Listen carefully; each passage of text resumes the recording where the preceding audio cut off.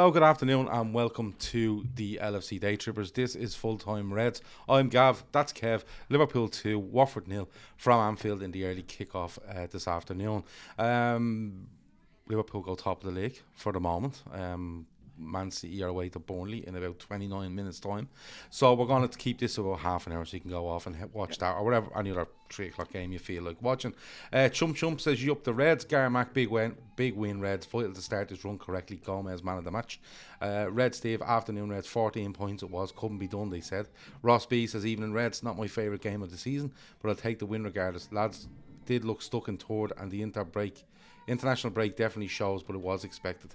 Ben Ebbett has perfect result. Garmack says, just saying hello to Steve, and hit the like while you're waiting, says Steve. So if you're in here and you're watching, please hit the like button. Share it if you want, subscribe, but most of all, put your comments in there and we'll read out as many as we can. Kev, it was far from perfect. It was far from, mad intensity, mad intense, absolutely, battering them from start to finish. But it's 3 points. It puts Liverpool top of the league, and that's all you want coming off the back of an international break. Yeah, it is. I mean, I thought we were really controlled. We controlled the game from start to finish. They only had chances from they had one chance from a set piece and one, really good chance from a counter. That was, when you looked at it, it looked offside. Yeah. But other than that, I thought we managed the game really well. We weren't lightning quick up front, and we weren't as blistering as we all hoped we would be, but points in the bag is all that matters. Everything else is secondary at this stage of the season. When we look at the lineup, Allison's in goal, Gomez, Matip, Van Dijk, Robertson, which we all thought would start. Yeah. Midfield, we thought Henderson would play the 6. I think we said it last night. Thiago would play, and then we were wondering who else would play alongside them. Milner was getting a bit of a shout. Jones got a bit of a shout, and he got the nod up front. Yeah. I wasn't surprised to see Diaz not start. He goes with Jota, he goes with Firmino, which I was expecting, and I thought there was no way Salah wasn't going to start. So overall, with the teams we picked on Thursday night, I think it was. Yeah, I think Chris got closest. Yeah. Yeah, Chris picked Jones in fairness to. Yeah. But yeah, I mean, the team for what was, left at AXA Training Centre for the international break, it pretty much picked itself. And they did okay. It wasn't, like I said, it wasn't a great performance, but it was completely controlled. I can understand the nerves at 1-0 that some people had, but it would have been a monumental mistake that would have got him in, and we just never looked like making one. And some of the stats that were thrown out in BT during that game, there was one that was absolutely ridiculous. That's 18 games in a row that we've played that we haven't conceded in the first half. Yeah. That's insane. That's nuts. Yeah. So it's like all of this stuff, all of this run is built on a defense that's just so rock solid, and is back to where it was when we won the title. Is back to probably even better than that because they're tighter. 7 goals at home this season. Yeah, crazy. It is. Let me see. Herschel felt that Liverpool were a bit clueless in the final third, but we got the 3 points and now we move. Tommy C reckons Jones was quite poor. Anthony O'Chill reckons that Jones was impressive. He just needs to be more consistent over the whole season. Jake Simister says Henderson gets me infuriated the way he allows people to run through and not put a tackle and then mounds at other players. Really annoys me. Let me see. Naaman Bub says 3 points, that all that counts. Let me see if there's any more there. Let me see.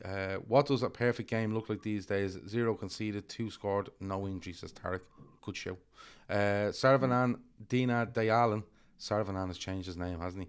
Good win, grinded it out. Hope Burnley can get a draw later. Fingers crossed. Look, Kev, the international break thing, I think is a bit of a myth when Liverpool come back from international breaks, especially when you look at over the past 2 or 3 seasons. How many games have we lost? Outside of when we had just massive injury issues and we were playing all sorts of formations and lineups and stuff like that. But when Liverpool have their full squad available or close to it, how many games have we actually lost? And it's not many. So the half 12 thing, fair enough. Klopp has talked up the crowd yesterday and said, look, turn up, make it as noisy as you possibly can for a half 12. And, is there a bit still where you go, you shouldn't be losing these games, Kev, but don't expect everything to be absolutely on point. Is that a fair thing to say? I think we forget that they are human, and there's going to be time. I mean, look, in all of Mo's time at the club, I don't think I've seen him go through a patch like this where the ball just bounces off him and looks like a brick. It's he's not the only one. There's a few of them there that they're doing their jobs and they're working really hard, but it's just not coming off. Like Sadio trying to go around Ben Foster right at the end. Yeah. On another day he ball rolls that and just slots it in. And it's small margins. Jota's header going just over the bar.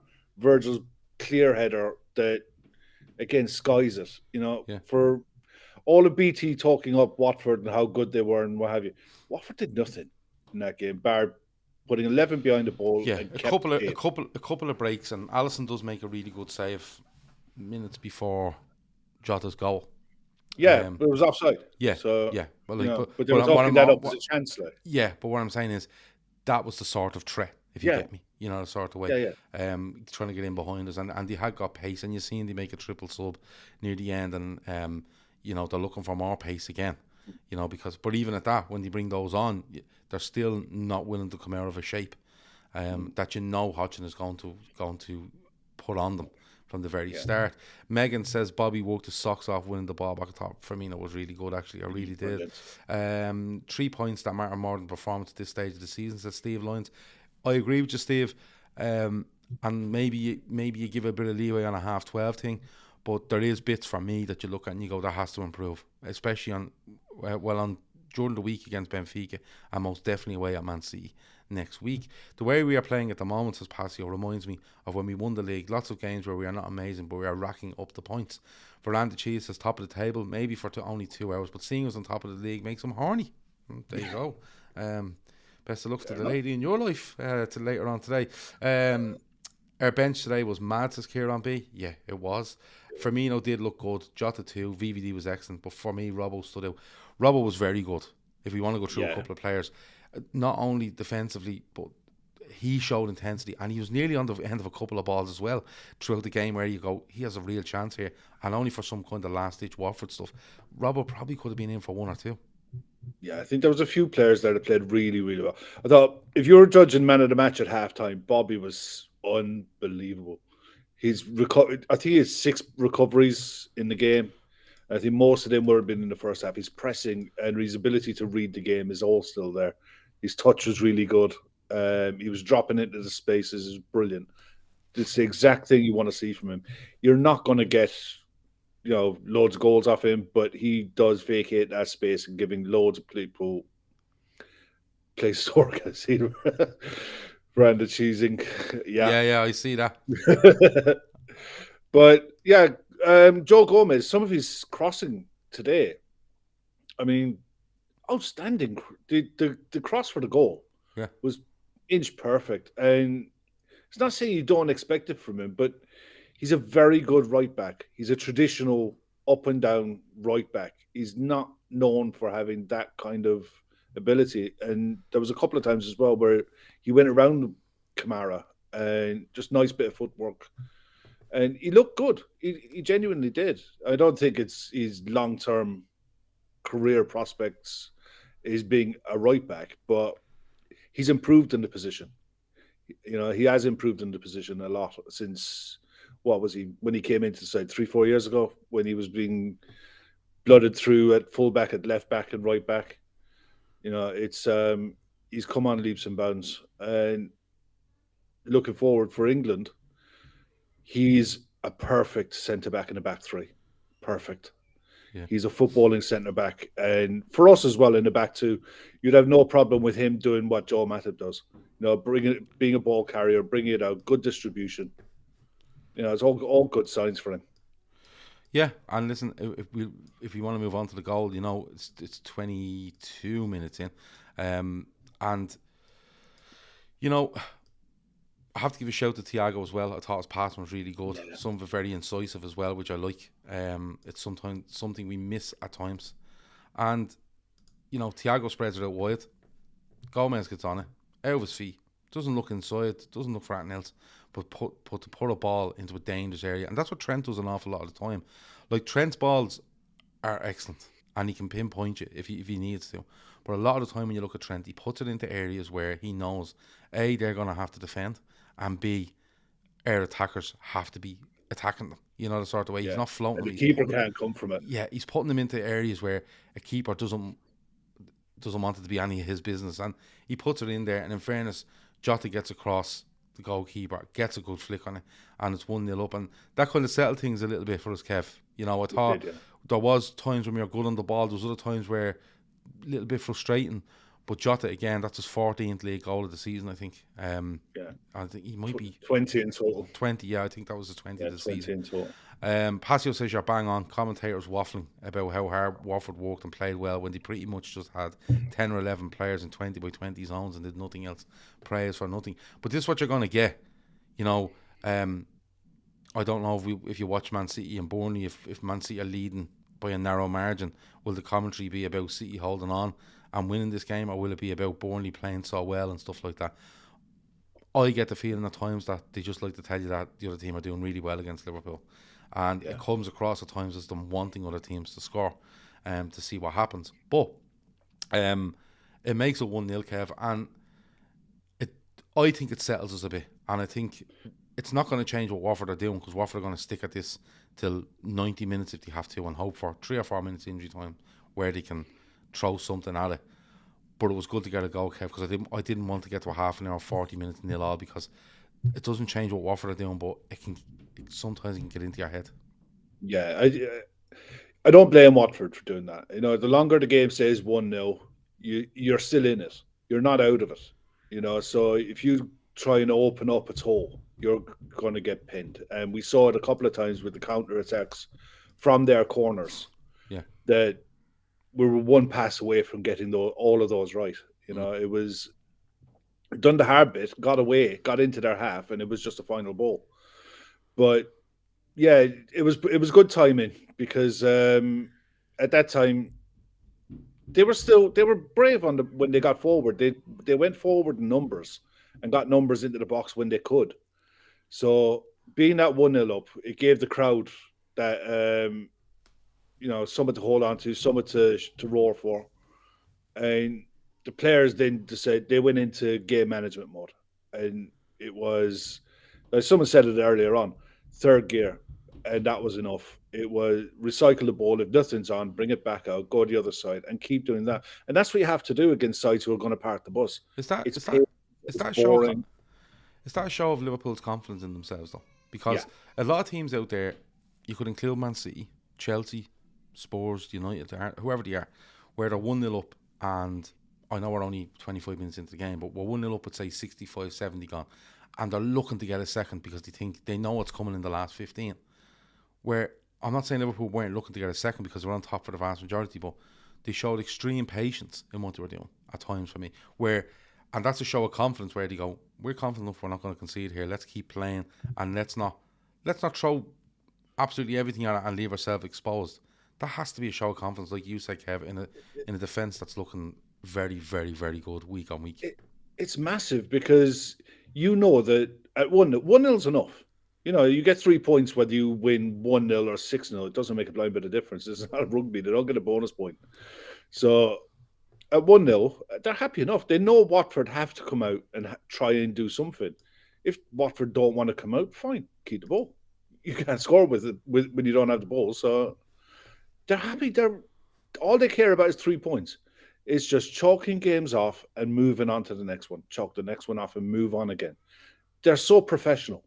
And like you said, confident in their own ability. It's not an arrogance, because they were all switched on. You know, and if someone lost a ball in a bad position, they were told. You know, you've seen it a few times. You can understand Klopp's frustration on the side, but the players looked like they were in total control of that game from the time that goal went in, even before that, really. But they trusted themselves. They trusted the line that they were holding, and more often than not, they were being caught offside. Even if the flag didn't go up, you know, if things went to VAR, it would have. You know, so it's an extreme confidence, not arrogance. Yeah. Emma Kavanagh says Klopp has also just complimented Watford and Roy on their performance. Thinks we could have been better when on the ball today, but was really impressed with our counter press. And I think that comes back to the decision making at times up front. You know, there is times for me where we it's very hard. Like, as a Premier League forward, it is very hard to get things right all the time. You know, the game is moving so quick. When you have so many bodies between you and the goal, to do the right thing all the time is a really, really huge skill. But there was times where I felt Liverpool were a bit slow at doing something. Maybe done it a bit too quick at times. They're a bit too eager. And then there was times where you're going, just await a pass. And you have to think in the back of your mind that comes. You know, as we get back into a rhythm. We all talk about rhythm all the time. Yeah. The rhythm's being broken over the last 2 weeks. But that's not an excuse to not go and win a game today, which we have won. But you'd like to think that will come because rhythm will start to evolve now again over the next game, 2 games, 3 games, wherever it might be. And Liverpool will just build up another head of steam in a perfect timing where if it takes a couple of games to build up a head of steam and you're winning those games, you're looking into the last 6, 7 league games where you're absolutely on it. And, you know, I suppose the question probably is what were Watford to do? If Watford come out today and try press us really hard and, you know, and they did press, in fairness, at times they did. But if they were to really push up, press us, try be really brave on the ball and break lines, we'll eat them alive because we'll break the ball, we'll take the ball off them and we're gone. And there's so many players doing all sorts. But like, if their fullbacks went forward, like Kamara went forward in the last 5 minutes, and if they did that from 25 minutes on both sides, not a hope. Sissoko is a good box-to-box centre mid, but he's 34 years of age. You know, his best years are behind him, and he'll try and he'll work, and Kuka the same. They'll work, but they're not going to cover the space left by fullback. So they had no choice but to play the way they did. You know, they're in the bottom 3 for a reason. But they can take something out of that performance today that might, you know, give them hope that they created some chances and they look dangerous on the counter. It's just a case of whether they'll be able to play like that against sides who are in and around them. And I don't know if they'd be brave enough to play like that against the likes of Leeds and Brentford when they have to play them. Let Leeds and Brentford have the ball and try and hit those sides on the break. It's a very risky thing to have to do. Yeah.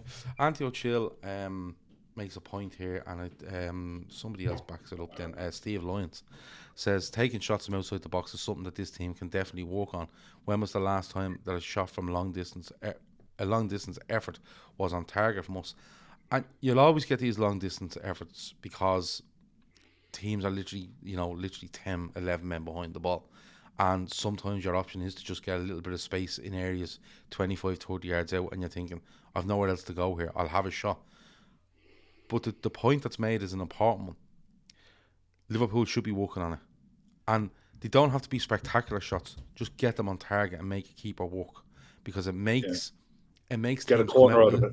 It makes teams come out a little bit morty, because if Thiago steps inside today and hits one from 30 yards and it's fairly routine for Ben Foster, right? That's not the whole point. The whole point is that Thiago's hit inside and hit the target. The next time he does it, if you want to give him that space, it mightn't be as comfortable. You know, he might find his range and stuff like that. But when teams see Liverpool hitting them and they're going high, wide and handsome, or dragged wide or scuffed or whatever, you know, it's there's one thing. It encourages Watford to continue what they're doing in that block. Yeah, do you know? You've often seen it. With Klopp has often said it to Fabinho that it's something he should do more. That he's got that in his locker. Henderson has it in his locker. He's scored some bangers. So does Curtis. But it's one of those things where we don't score from outside the box that often. We haven't done for a while. It's almost a case we'll Trent better against Newcastle. I think Fabinho scored one from outside the box, didn't he? And I think Naby might have as well. But I can remember Trent's one. Yeah, I can remember Trent. The thing is, it's not from the player's ability to do it. You just wonder if they're really encouraged to do it.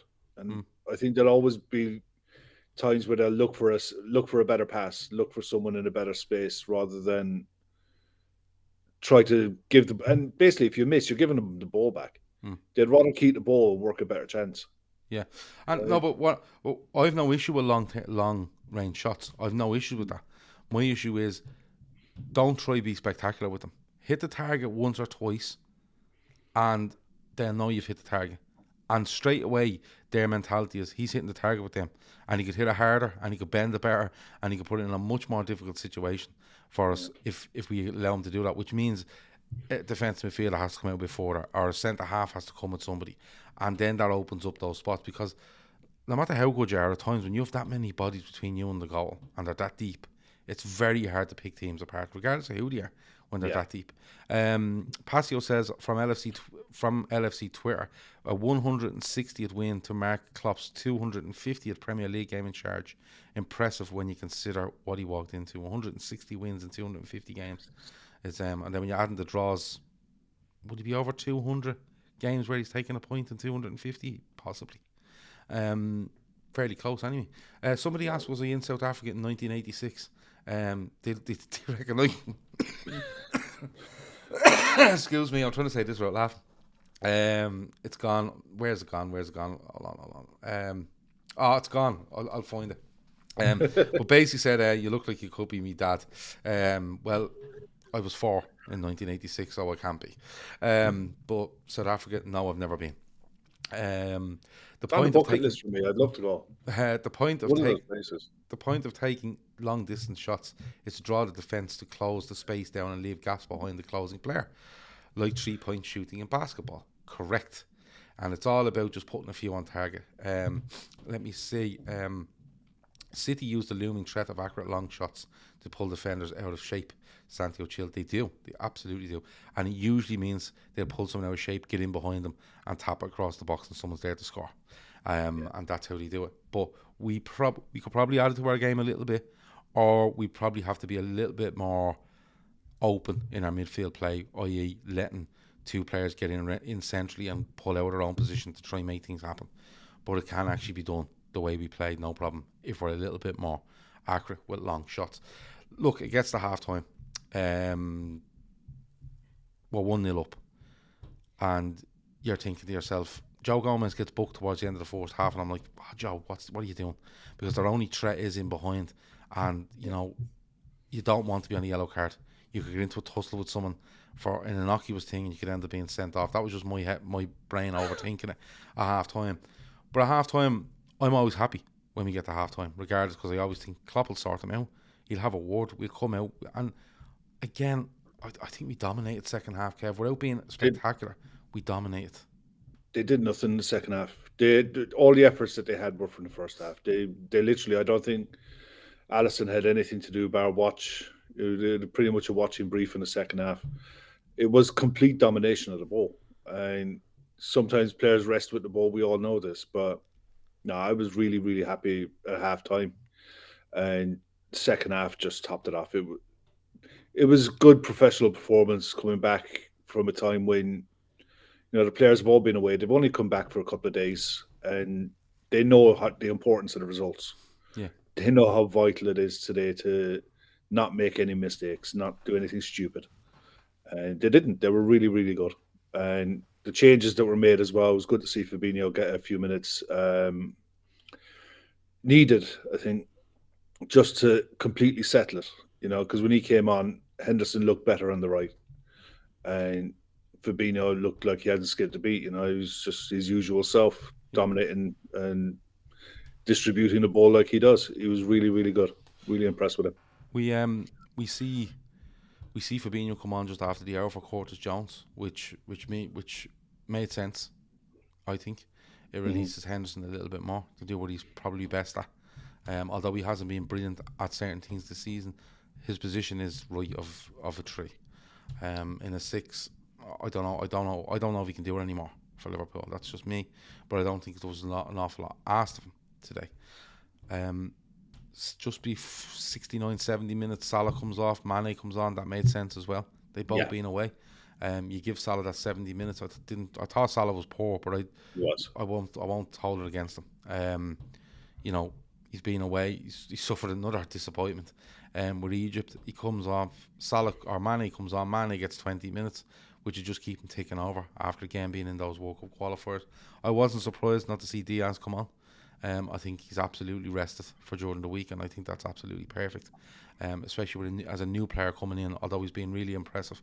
At times, you need to just. This is another part of his phasing in. Getting used to the travelling side. Yeah, and like look, don't get me wrong. He travels from Portugal to South America before he moves from Porto, but it's another part of his phasing in and getting used to what we do and the way the squad works and stuff like that. And I'm sure Klopp told him, listen, you'll be on the bench. If I don't need to use you, I won't, because we have Benfica, Man City. You know, these games roll off the tongue. So I wasn't too bothered over that. Somebody went and checked it out. Gav, you are right. 160 wins, 56 draws and 34 losses. Out of 750 points, he's taken 536. So that's 216 games. He has taken points in the Premier League as Liverpool manager out of 260. Would that be right? That doesn't. 250. Excuse me, 250. Diaz will be unleashed on Benfica, says Ben Abba. Yes. Allison won us the points today, just like Schmeichel used to do for Man U, says Suckbeer second. You made one save. Yeah. You know what I mean? One save, it was good positioning from a corner. That was it. You know, the header, Yeah, that was it. Yeah, no, again, Ross is spot on there. 17 now for Allison. Yeah. You know, 17 clean sheets. He's just racking them up. Yeah. You know, he's desperate for that golden. I think if he gets the golden gloves, we win the league. It's as simple as that. Yeah. And he's in flying form, and he just looks he's so intimidating to opposition players. It's actually ridiculous. Well, they all think they have to do something extra special now to beat him. And that's what puts them off. Opposition. Yeah, it does. Because they always think they have to do something different. Yeah. Or do a trick beforehand. Anything. Shame Salah didn't head it down to Jota. Would have been assertive a goal and give us a comfortable 2-0. He should have put it on a play for Jota. Jota today again looked a bit. He's a mad player. I'm convinced he's no interest in playing football, but he'll score goals. The footballing bit, I'll do whatever I have to, but he wants to score goals. And in fairness to him, he's deceivingly quick. He is quick. Yeah, he misses a couple of chances today. There's one where I think he could square it to Henderson, I think, and doesn't. But he gets the goal, and I can live with it. I can absolutely live with it. If there was a player out there you're kind of going, doesn't link the play, doesn't get many assists, doesn't work off the goals, doesn't work, you kind of go, what is the point of this fella? But he works. He gets assists. He gets goals. He doesn't do things where you go, wow, what fucking pass that is. Although he does at times. Like, one of the assists of the season is the header to Mane, where to put against Arsenal at Anfield when it bounces and he heads this ball 25 yards into his path. Unbelievable. But at other times you just look at Jota and you just go, not interested. But you know what? I'm fully on board. He's the kid when you're in school that shed loads of goals. Yeah. He's just brilliant at football. And you want him on your side. Yeah. But you know that he's a bit of a knob. But you still want him on your team. Yeah. You know, he's that kind of, and I'm not saying he is, but at the end of the day, he's an annoying little. He'd be such an annoying player to play against. Yeah. Because he'll never leave you alone. Yeah. He's got that Bobby. He's like Bobby in that respect. He'll never leave you alone. He's always on you. He's always harassed you. And there was a break. Well, I think Ben Ebbett says it. He presses and he scores goals. Yeah. But there was a break in about the 80th, between 80 and 85th minute, where he opened up his legs and he just broke away. And I thought, if you've got that kind of energy after the games you've played for Portugal and the importance of those games for Portugal, and 85 minutes into a game against Watford, and you're opening up your legs like that and running away from players, all bodes well towards the end of the season. It does. Kieran says Jota was having a stinker. He lost the ball with a shocking touch. They broke on us. Allison saved. 30 seconds later, Jota scores. Get in, Jota. You know, that's just the way he is. That's the way he is. Like, and just get on board with it. You know, and he was fouled for the penalty as well. Yeah, but the funny thing is, if I'm not too sure if people are like marking him really, really tightly, and it's affecting his way of getting into games. But I think if you leave Jota alone for a minute, he'd fucking kill you. He'd kill you. Ask Arsenal. He'd leave him alone for a second and he kills them. You know what I mean? It's just the way he is. Look, the game goes on. Looking a snip of a player. Yeah, the game goes on. Anto Chill is convinced that Jota learned his heading technique from Ronaldo. In Portugal, they look at carbon copy. Glenn Parsons says, I've just checked the league table for the first time since November. We're still top. So there you go. Yeah, we are. And nothing happened in between, Glenn. Nothing happened in between. Nothing to write home about anyway. Nothing of note. Very hard to read the chat with with grey background. It's as clear as day on my screen, man. It's as clear as day on my screen. But I'll have a look into it for you. How does that sound? 80 minutes, Kev. I am starting to think, fuck's sake, 1-0 up. We're well in control. We've said it. We have loads of confidence in ourselves. But at some stage, somebody will get a chance and we'll deflect and go in. I was thinking of do you remember the Norwich goal? Do you remember we were battering Norwich? It was 0-0 and Norwich going front through, I can't think of the guy's name. He's their best player. And deflects in off Matip, I think, and you're kind of going, Jesus. And I'm going to have something like that in my head. And it goes 85, 86, 87. I'm kind of watching the clock and I'm saying 4 minutes injury time, I reckon 4 or 5. And I'm it's a little bit mad. And then we get a penalty. And if I'm Roy Hodgson, he's probably too old, but I'll be getting somebody belonging to me to go in and give that fella a slap in the fucking head. Because what is he doing with Jota? He has no interest in this game of football going on. He has none, Kev. And it just... I'm delighted to see it given. Oh, yeah. And the ref doesn't spot it. The ref doesn't spot it and he's asked to go back. But Kev, what's he at? Just defend the corner. It's do you know panic. What? Could it be... a backup to that quote for me is, with a question, could it be a precedence? Because I haven't seen something like that in a while. Where a ref doesn't see something and they ask him to look at it and he gives it. I think it goes... I remember when they introduced this, when they went during the Russia World Cup, and for the first half a dozen games, there were penalties being given left, right, and centre for exactly that. Yeah. And it was the right thing to do, because for the rest of the tournament, what you got was you actually got goals from corners. Yeah. And defenders had to learn had to defend properly. I mean, the only reason he did what he did is pure panic that Jota is strong in the box, he's strong in the air, and he just absolutely fucking had a brain fart. He had a complete brain meltdown. The ball was nowhere near him. He had no need to do it. But I hope that this carries on for the rest of the season and into the future, because if you have a corner, it's supposed to be an advantage, a corner. Yeah. But at the minute, with the way that defenders try to defend, and that's not defending. That is just, you're mugging people, Whereas if defenders had to defend and you could attack a ball properly in the air without being interfered with when you jump in, you would see more goals. I'm convinced of it. Yeah. But all it takes is referees to be brave. And when they see that kind of tackle, that kind of shit going on in the box, they should be blowing it up. And VAR's, to be fair to him, it would have been easy for him to leave it go. Yeah, because the referee didn't see it. It would have been easy for him to leave it. Well, it's clear and obvious. That's where clear and obvious is meant to come in, isn't it? But again, it is. I'm very, very harsh on VAR, and quite rightly, in my opinion, for vast majority. But in fairness to that one, and I'm not saying it because it was Liverpool. If it was another game or Liverpool player done let you go, you have to hand it to VAR. They've seen it and they've dealt with it. Yeah. And that's the way it is. He's a new official on me. I haven't seen his name before. Oh, listen, I don't pay any attention to the names. No, but he upset me.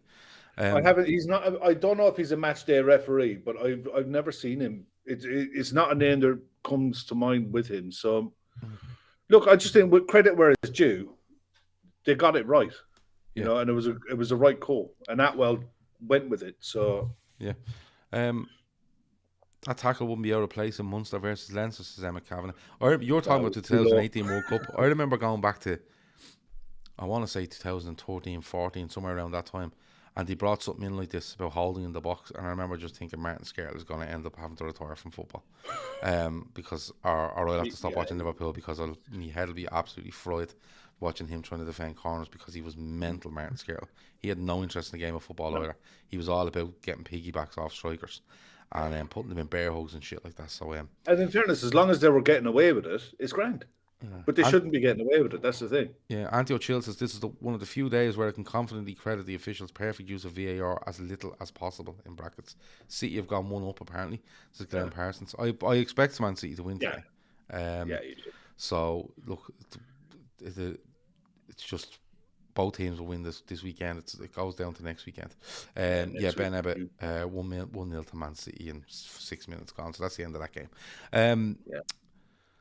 Man of the match, Kev. We're going to do a show tomorrow night where we pick man of the matches, and we're going to talk a bit more about the 5 sub rule and one or two things that we touched on during the week, but we'll get to tomorrow night. The lineup for tomorrow night is definitely me, Kev, and Keith. I know Shawnee is away, so we'll sort something out. But man of the match for you before we go. Thiago.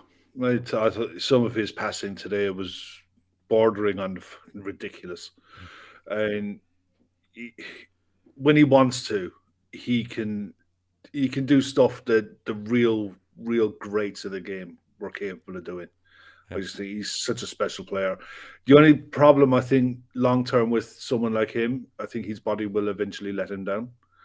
But while he's on the pitch, just enjoy him, man. Because when he's like that today, when he's like he is today, he's just a pleasure to watch. Yeah, he is a joy to watch. He's a good show. I'm going to give it to Andy Robertson because I thought he was all action.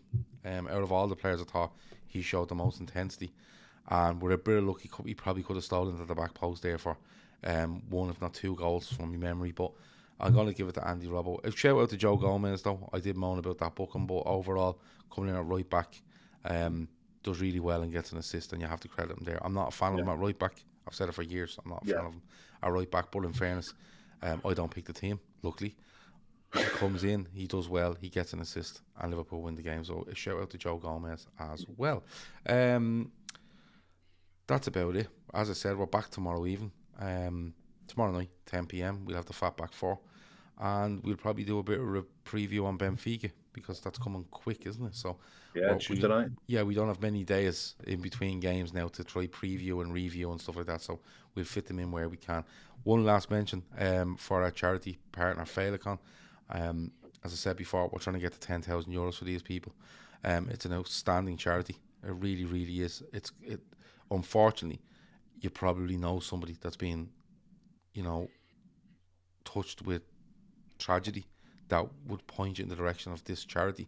So please, if you can, donate. The link is in the description. If you can't, go and share it. Tell your friends, tell your family. If you want to do fundraising yourself and get some money up, I don't know, fucking keep you up challenges, I don't know what you want to do it, and we'll back you all the way. And if that raises some money for this charity and gets to 10k, that'll be the best news all season, and I mean that on even over quadruple. If I can get, me, Kev, whoever can help raise €10,000 for this charity, it will affect them for years. It will help them for. So check that out. That has been the full-time Reds. Liverpool 2, Watford 0. Liverpool go top of the table. Man City are currently 1-0 up. But we will talk to you tomorrow night at 10 p.m. Over and out.